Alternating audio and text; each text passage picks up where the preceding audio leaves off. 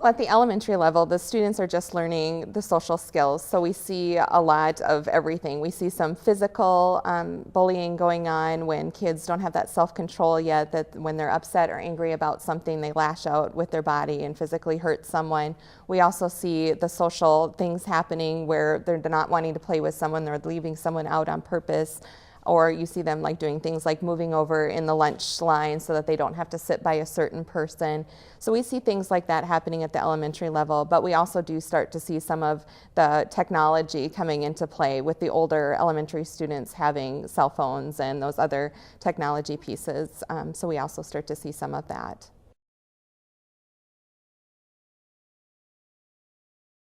Well, it's important to talk to your children and try to understand why they are doing that and trying to understand kind of what is the cause of that.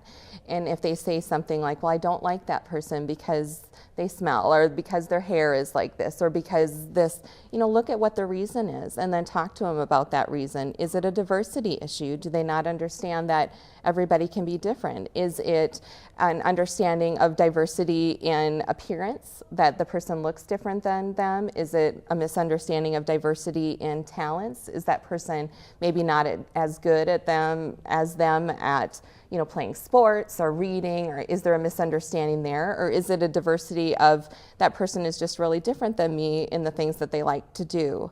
And so really trying to understand kind of what is the root of the problem, why are they doing that, and then helping that child process and talk through how would they feel and develop that empathy of, this is why you're doing it. Let's think about if you're in this situation someday and someone's moving away from you in the lunchroom, how would you feel? Would you like that? What would you want mom to do if someone was doing that to you?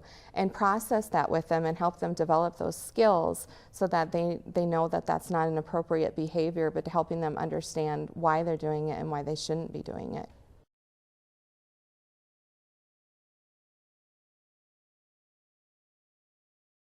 You want to, one, because you're wanting to develop that confidence in them that they can handle some of these situations themselves, and want to give them that empowerment that you can stand up for yourself and you can be assertive at those moments where you're hearing that your child did do something, like when you have the conversation of, well, what did you say back? What did you do? And it's a great example. Make sure that you're encouraging them and that you point that out. Well, that's a wonderful thing to do, because honey, you're going to run into kids that say things like that, and how you handled that in a nice, respectful way back. I'm really proud that you did that. Really encouraging them when you hear the things that they're doing well, and when you hear things that you're not so sure that that was handled in the best way, role play it with them, process it through again, and help them develop those skills of, okay, you said that like this, if I was that girl and you said that to me, that might have really hurt my feelings. Let's try that again in a different way. And if that happens again with her, this is maybe something that you could do. So trying to help in those situations,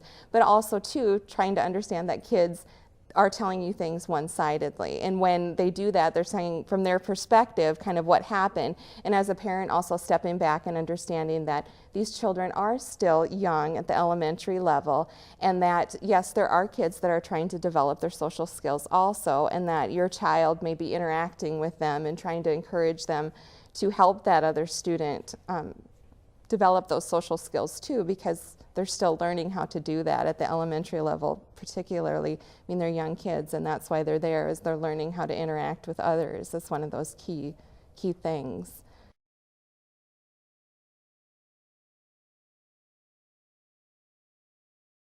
Well, children, depending on their age and even their ability, it really affects like how you try to help them process and learn from the situation. Really young elementary children, kindergarten, first grade, second grade, they need really concrete examples to help process and learn. So having things like books, like this one is Billy Bully, and it's just very simple.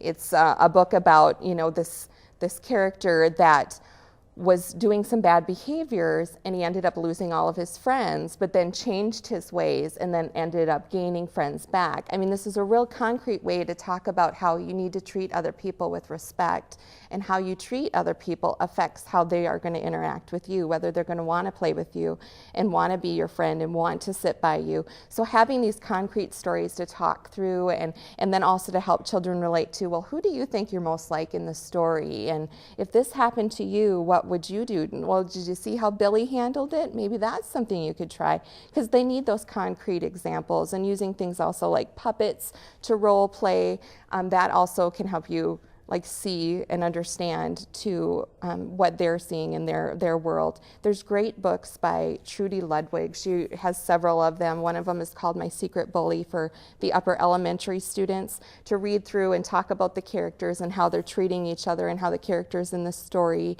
solved the problem. There's ones like this for if your student is a target. There's also the book, she writes several of them. Sorry, this would be one for empowering bystanders, like how do you stand up to people? How do you stand up?